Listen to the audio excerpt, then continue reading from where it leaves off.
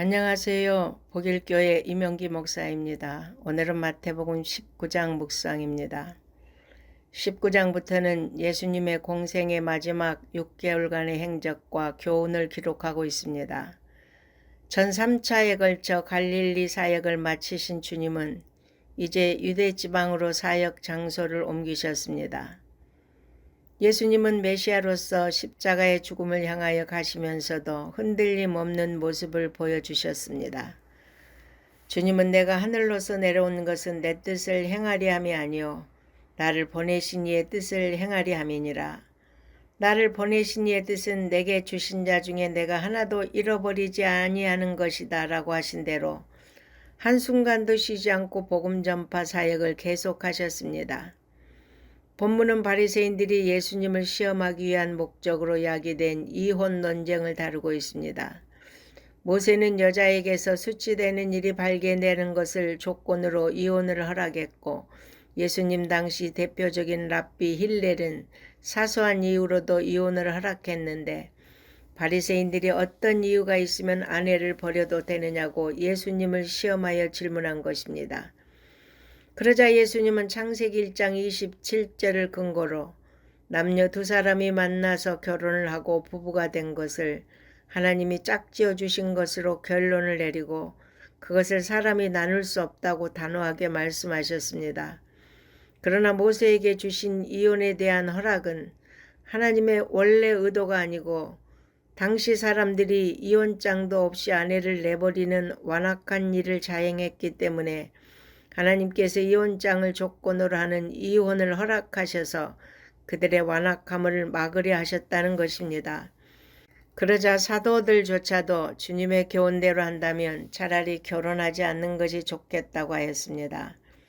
이는 제자들의 그 의식 역시 바리새인들과 다름이 없음을 보여줍니다.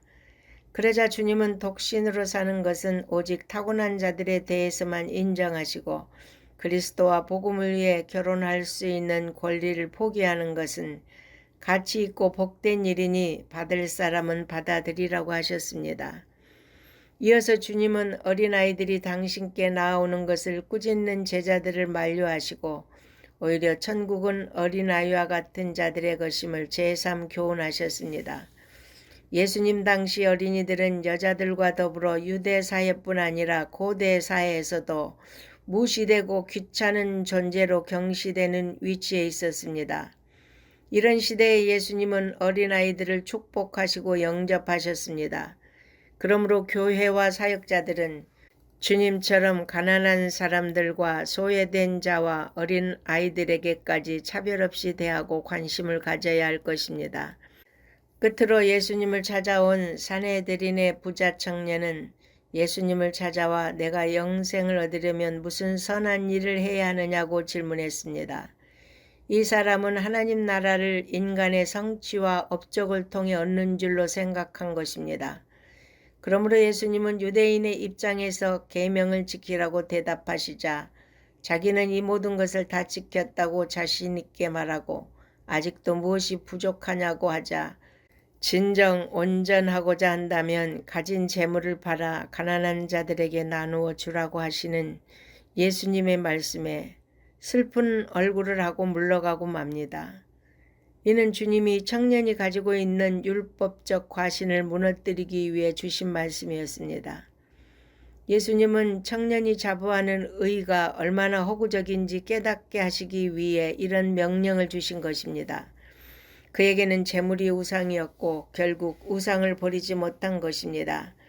이에 예수님은 부자가 천국에 들어가는 것은 약대가 바늘귀에 들어가는 것에 비유하여 거의 불가능함을 강조하셨습니다.